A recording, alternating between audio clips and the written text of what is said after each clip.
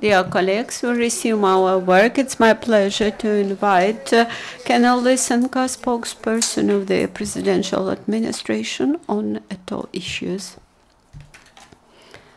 Good afternoon, dear colleagues. I suggest to your attention the chronicle of activities in the hostility area.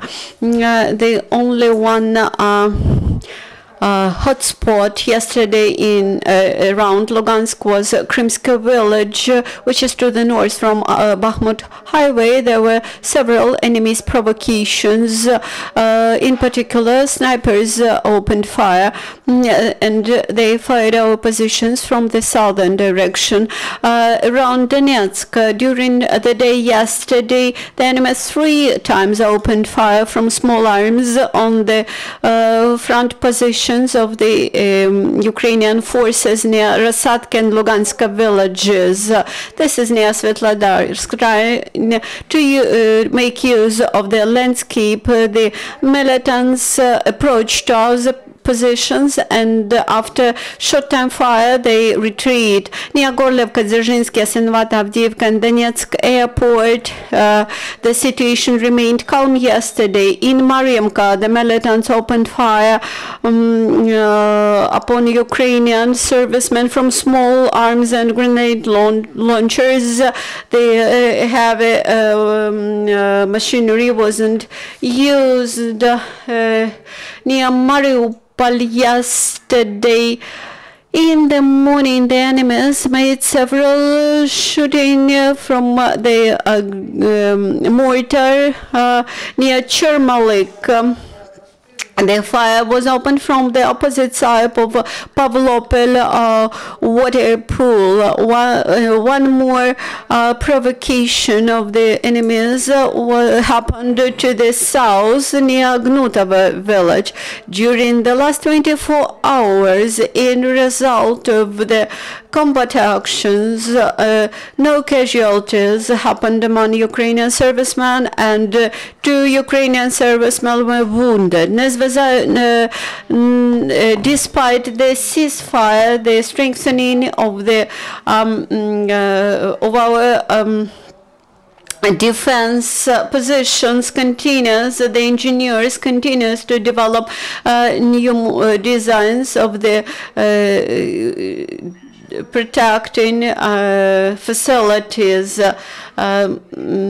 The President of Ukraine has signed the order about awarding the servicemen. Thus, he has awarded 27 Ukrainian servicemen from the armed forces. The majority of them are from airborne brigades, and they were wounded during this year. 3 servicemen were awarded post-mortem. Bogdan Khmelnytsky order was awarded to 4 servicemen for courage, order to 9 servicemen, and the medal to the defender of the motherland was awarded to 13 Ukrainian servicemen. Also in Donetsk, the border guards has detained a man from Yakutia who came to fight on the side of the militants. During his during the routine operation, our border guard the crew have stopped the car where there were 2 people, a resident of Donetsk, women resident of Donetsk, and the citizen of Russia. And now you see the confession of this man.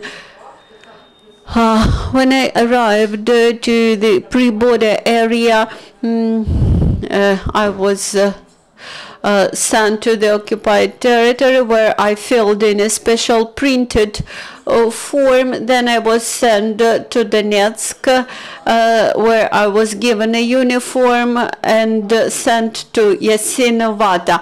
There in Yasenovata, I first stayed in the staff, and then I was sent to the Czech observation checkpoint, and the turnover of people was huge. People arrived for 1 month and then tried to fly.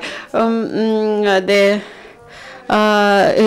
Security Service of Ukraine continues its to implement its program on bringing back of former militants to the territory under Ukrainian control.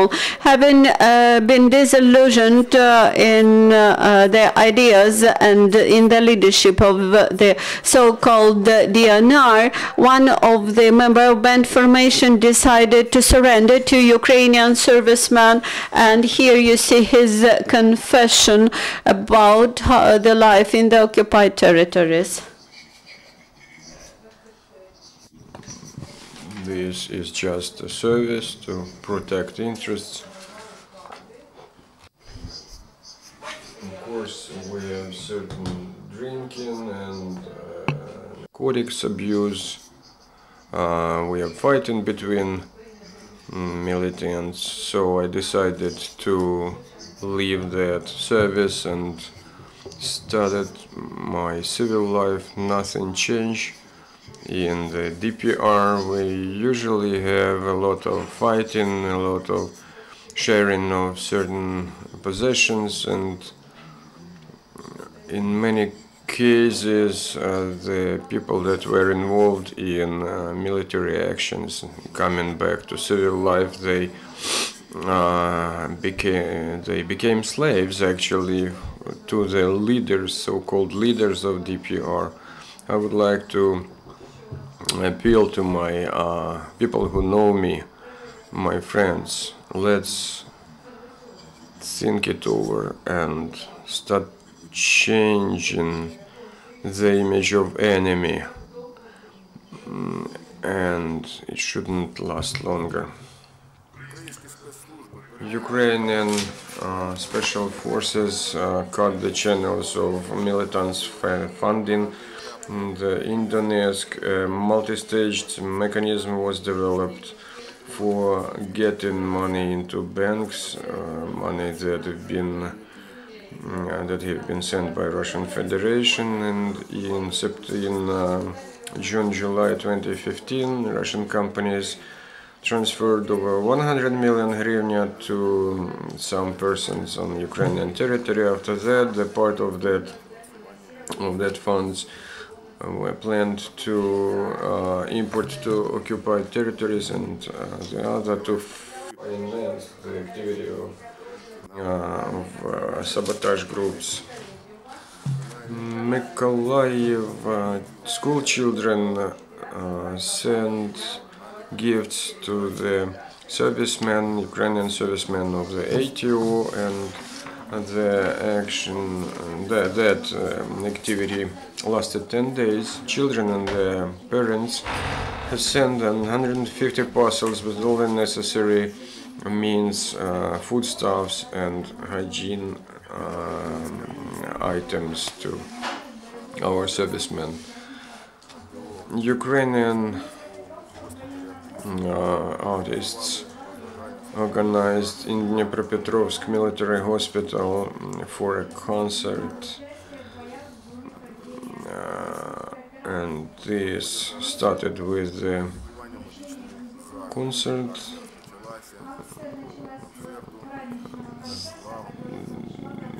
were a lot of visitors to this event in the place of culture of this military hospital, and next artists visited wounded servicemen in the hospital and sang a lot of songs for them.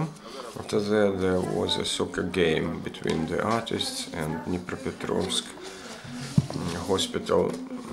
Now there's a story of the legendary Ukrainian tank serviceman Yevgen Mezhevikin, who destroyed 2 Russian tanks T-72 in old terminal of Donetsk airport, and in several days Major Mezhevikin crew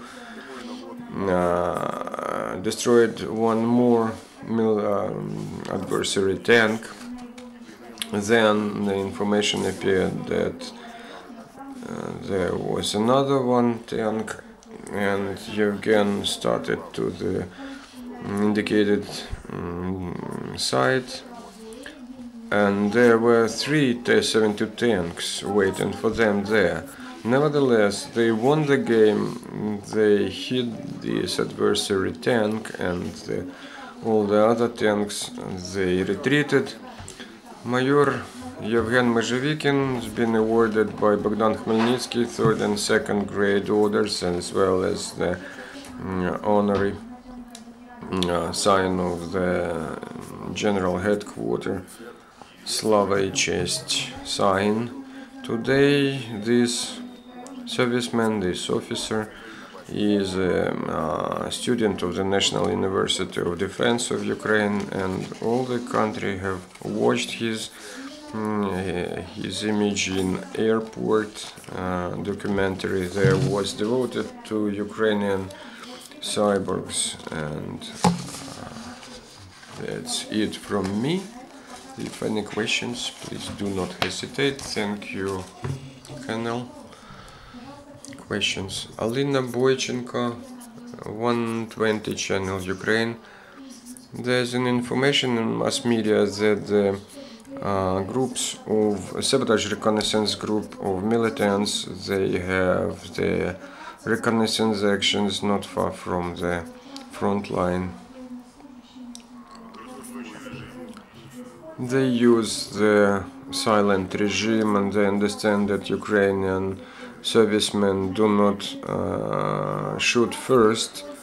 The enemy uses sabotage reconnaissance groups in several directions, several sides.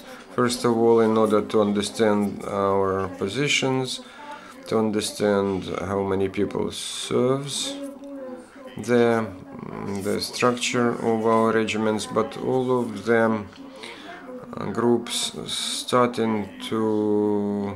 trying to come through the first line of defense. They face our military units, and usually this ends up in combat actions. Of course, they try to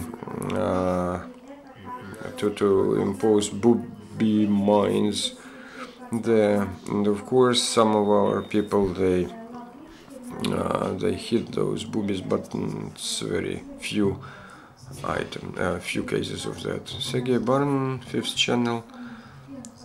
The volunteers reported on the death of 2 Ukrainian militants in Gorlivka vicinity. Do you know anything about when it happened? It happened yesterday, actually. Yesterday, according to our data, the 2 servicemen only have been wounded, and the information that appeared in the morning with the reference to one of the correspondents of the leading Ukrainian TV channels, we do not have any information on any deaths, and combat action on 13th September with DPR. Yes, of course, 2 people they were killed in action. Then that combat action lasted for 1 hour, but the data was 13th September. No more questions or comments.